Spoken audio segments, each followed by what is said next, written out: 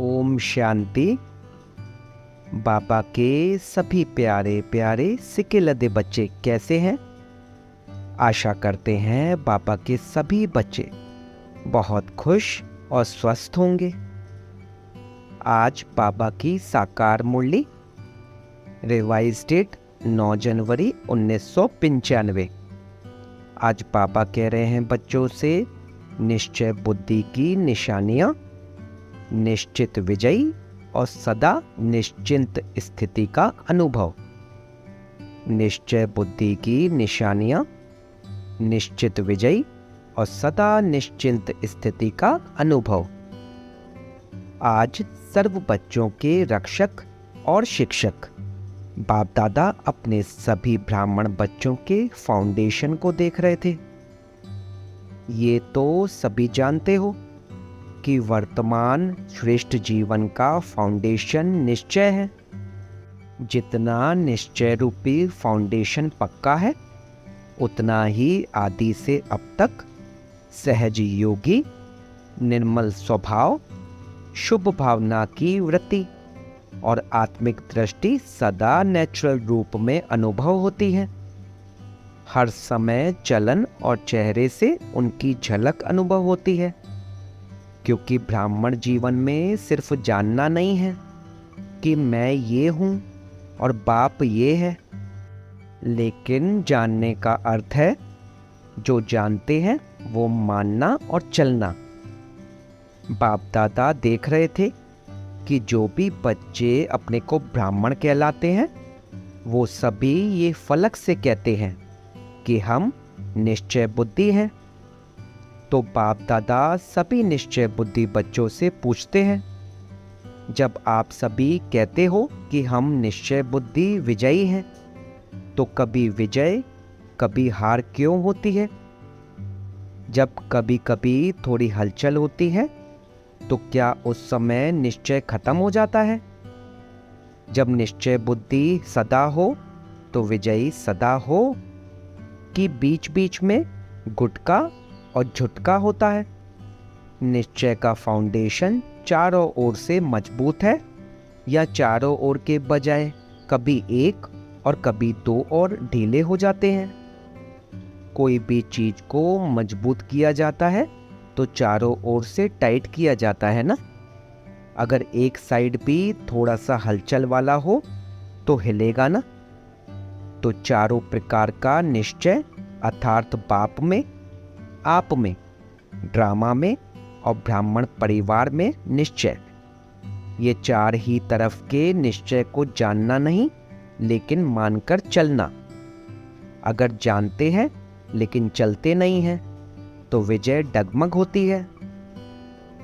जिस समय विजय हलचल में आती है तो चेक करना कि चारों तरफ से कौन सा तरफ हलचल में है। बाप दादा देखते हैं कि कई बच्चों को बाप में पूरा निश्चय है, इसमें पास है, लेकिन अपने आप में जो निश्चय चाहिए उसमें अंतर पड़ जाता है।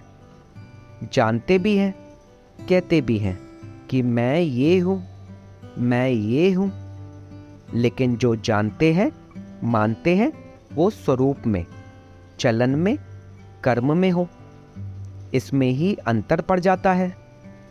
एक तरफ सोचते हैं कि मैं मास्टर सर्वशक्तिमान हूँ, विश्व कल्याणकारी हूँ, दूसरी तरफ छोटी सी परिस्थिति पर विजय नहीं प्राप्त कर सकते। है तो मास्टर सर्वशक्तिमान, लेकिन ये परिस्थिति बहुत बड़ी है, ये बात ही ऐसी है।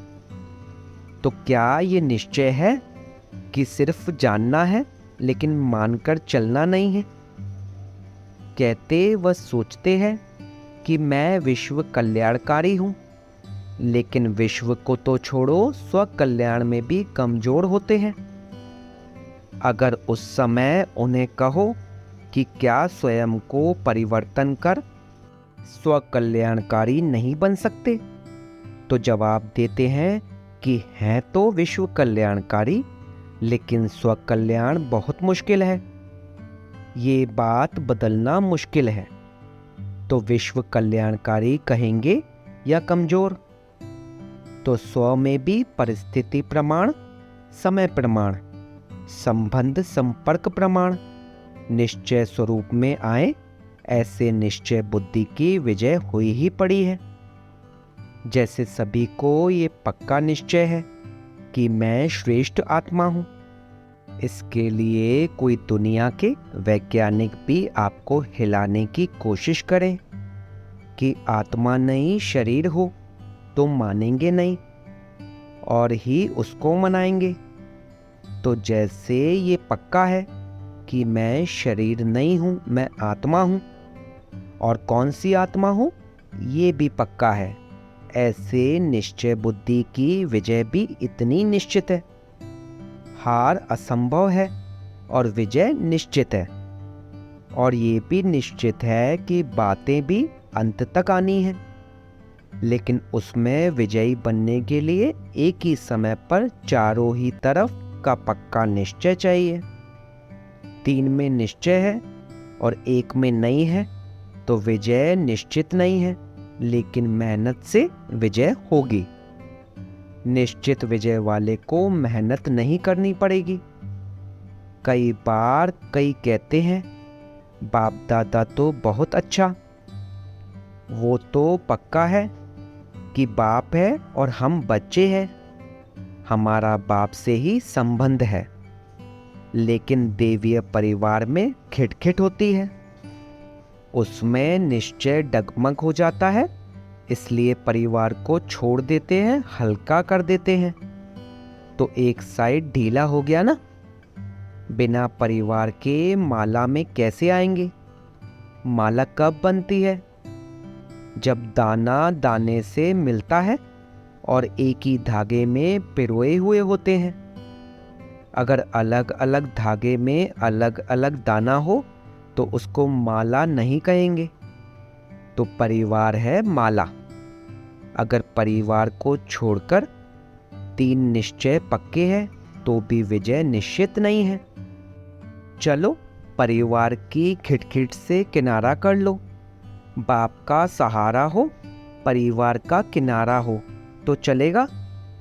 काम तो बाप से है या भाइयों से है? बाप से काम है, वर्षा बाप से मिलना है, भाई बहनों से क्या मिलेगा? लेकिन ब्राह्मण जीवन में यही न्यारापन है कि धर्म और राज्य दोनों की स्थापना होती है, सिर्फ धर्म की नहीं। और धर्म पिताएं सिर्फ धर्म की स्थापना करते हैं। बाप की विशेषता है धर्म और राज्य की स्थापना करना। तो राज्य में एक राजा क्या करेगा? बहुत अच्छा तख्त भी हो, ताज भी हो, क्या करेगा? राजधानी भी चाहिए ना। तो राजधानी अर्थात ब्राह्मण परिवार, स्वराज परिवार। इसलिए ब्राह्मण परिवार में हर परिस्थिति में निश्चय बुद्धि, तब राज्य भाग्य में भी सदा राज्य अधिकारी होंगे। तो ऐसे नहीं समझना, कोई बात नहीं, परिवार से नहीं बनती है, बाप से तो बनती है। ड्रामा अगर भूल जाता है तो बाप तो याद रहता ही है, लेकिन कोई भी कमजोरी एक ही समय पर होती है। स्वस्थिति अर्थात स्वनिश्चय भी अगर कमजोर होता है तो विजय निश्चित के बजाय हलचल में आ जाती है।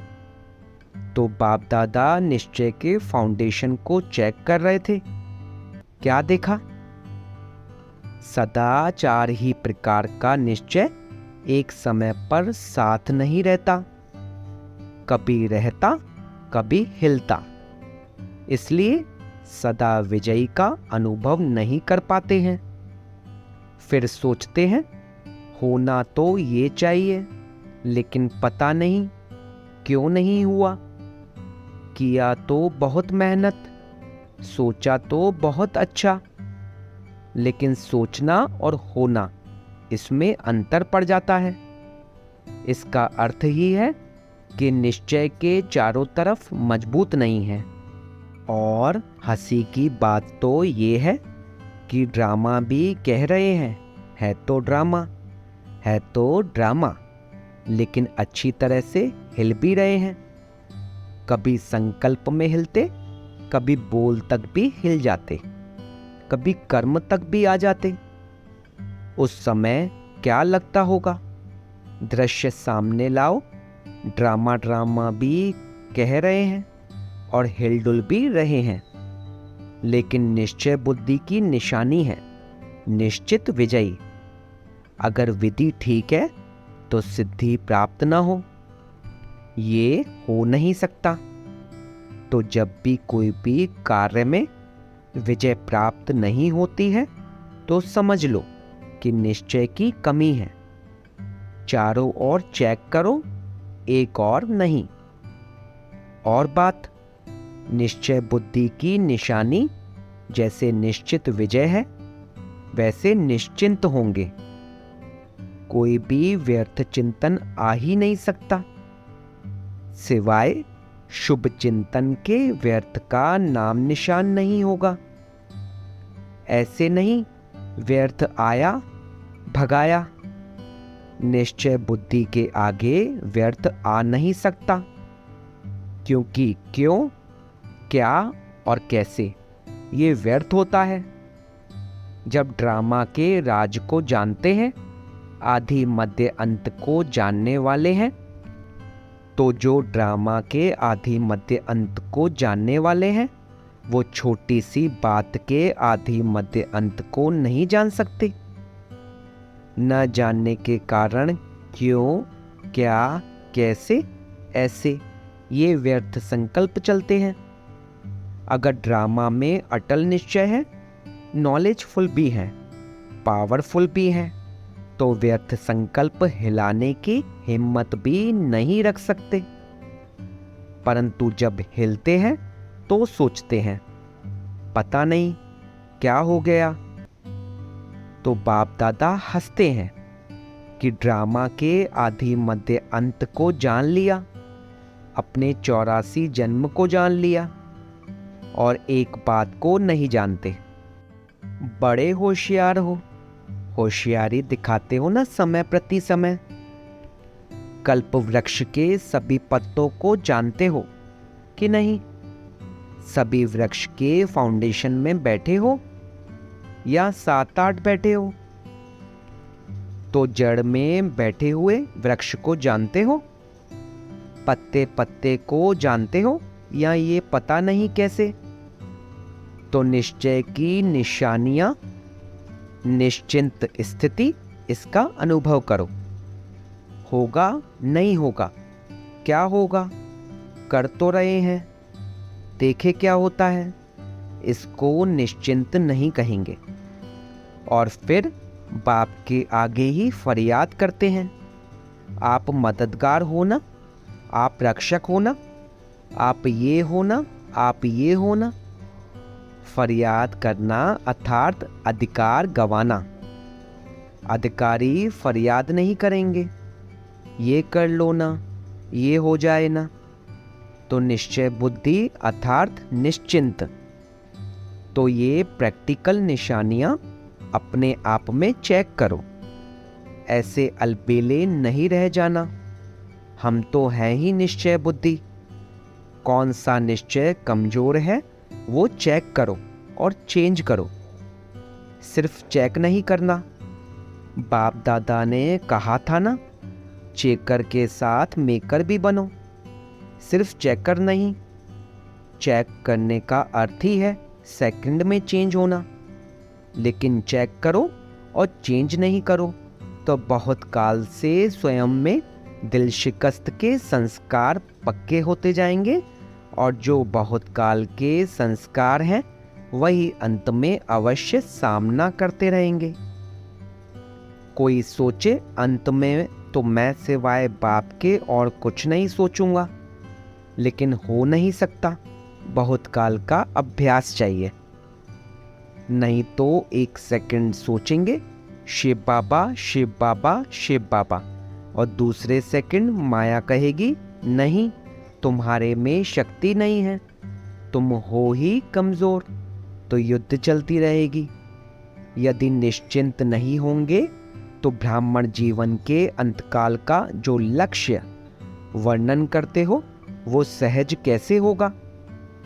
और अगर अंत तक ये व्यर्थ संकल्प होंगे तो वही भूतों के यमदूतों के रूप में आएंगे, और कोई यमदूत नहीं आते हैं।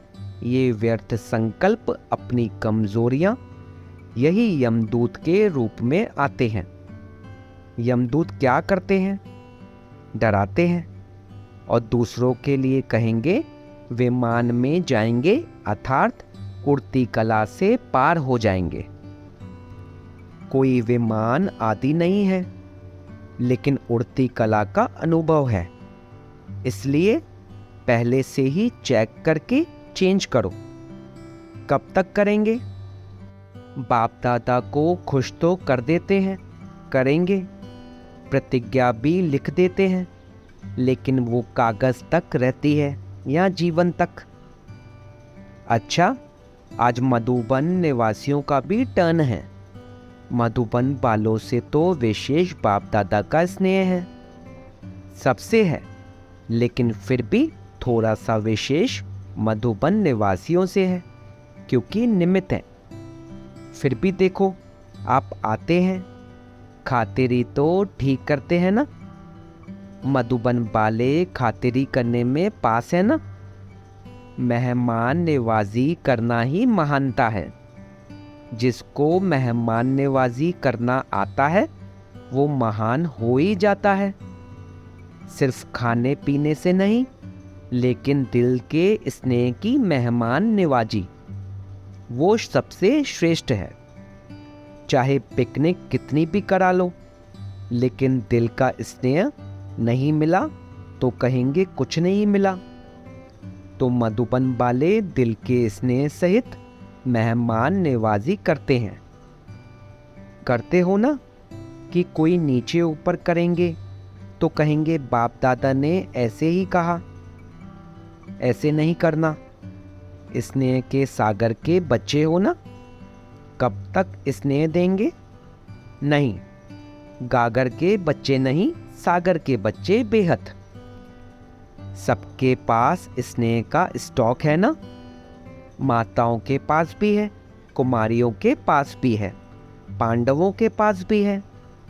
सागर है या थोड़ा है? तो कभी क्रोध तो नहीं करते होंगे ना। जब स्नेह के सागर हैं तो क्रोध कहाँ से आया? किसके संस्कारों को जानकर सेटिस्फाई करते हो ना। चाहे वो रॉन्ग है, लेकिन आप तो नॉलेजफुल हो ना। आप तो जानते हो ना कि ये क्या है। लेकिन उस समय क्या कहते हैं? इसने ऐसे किया ना, इसलिए हमने भी किया। रॉन्ग से रॉन्ग हो गया तो क्या कमाल की। उसने रॉन्ग किया और आपने उसका रिस्पॉन्ड भी रॉन्ग ही दिया। कई कहते हैं ना, क्रोध एक बार ही करते हैं तो कुछ नहीं होता, बार बार करता रहता है। तो जानते हो कि जिसका स्वभाव ही क्रोध का है तो वो क्रोध नहीं करेगा तो क्या करेगा? उसका काम है क्रोध करना और आपका काम है स्नेह देना या क्रोध करना। वो 10 बारी करे तो आप एक बारी तो जवाब देंगे ना। नहीं देंगे तो वो 20 बारी करेगा। फिर क्या करेंगे? तो इतनी सहन शक्ति है। या उसने 10 किया, आपने आधा किया, कोई हर्जा नहीं। उसने झूठ बोला, आपने क्रोध किया तो क्या ठीक हुआ? फिर बड़े बहादुरी से कहते हैं झूठ बोला ना, इसलिए क्रोध आ गया। लेकिन झूठ बोलना तो अच्छा नहीं लगा और क्रोध करना अच्छा है। तो स्नेह के सागर के मास्टर, स्नेह के सागर, मास्टर स्नेह के सागर के नयन, चैन, वृत्ति, दृष्टि में जरा भी और कोई भाव नहीं आ सकता। यदि थोड़ा थोड़ा जोश आ गया तो क्या उसको स्नेह का सागर कहेंगे कि लोटा है? चाहे कुछ भी हो, सारी दुनिया क्यों नहीं आप पर क्रोध करे, लेकिन मास्टर स्नेह के सागर दुनिया की परवाह नहीं करेंगे।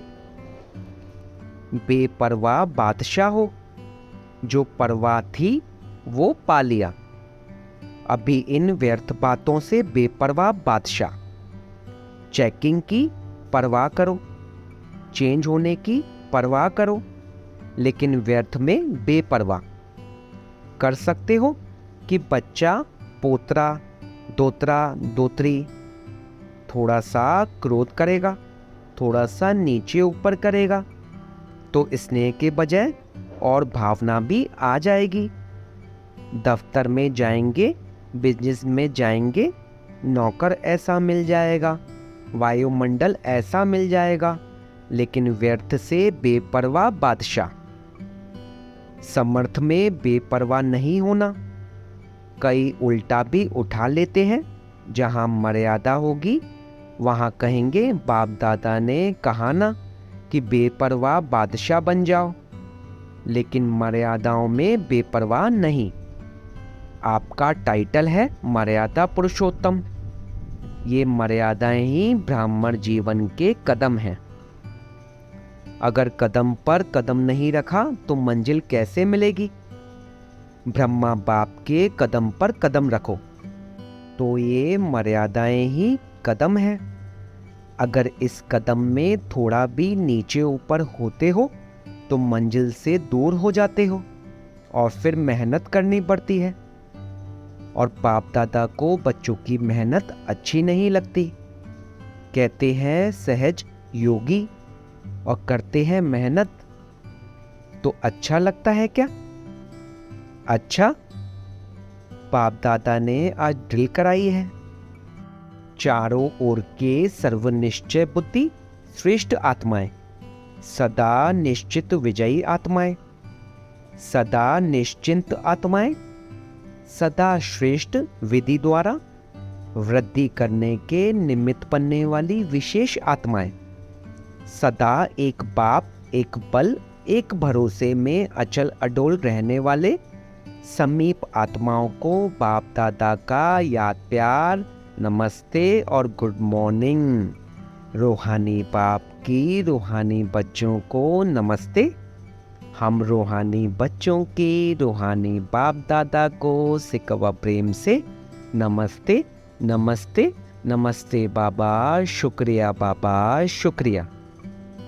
आज का वरदान, दिल के स्नेह और संबंध के आधार पर समीपता का अनुभव करने वाले निरंतर योगी भव। ब्राह्मण आत्माओं में कोई दिल के स्नेह संबंध से याद करते हैं और कोई दिमाग अर्थात नॉलेज के आधार पर संबंध को अनुभव करने का बार बार प्रयत्न करते हैं। जहां दिल का स्नेह और संबंध अति प्यारा अर्थात समीप है, वहां याद भूलना मुश्किल है। जैसे शरीर के अंदर नस नस में ब्लड समाया हुआ है, ऐसे आत्मा में निष्पल अर्थात हर पल याद समाई हुई है। इसको कहते हैं दिल के स्नेह संपन्न निरंतर याद। आज का स्लोगन, निस्वार्थ और निर्विकल्प स्थिति से सेवा करो तब सफलता मिलेगी। निस्वार्थ और निर्विकल्प स्थिति से सेवा करो तब सफलता मिलेगी। ओम शांति, ओम शांति, ओम शांति।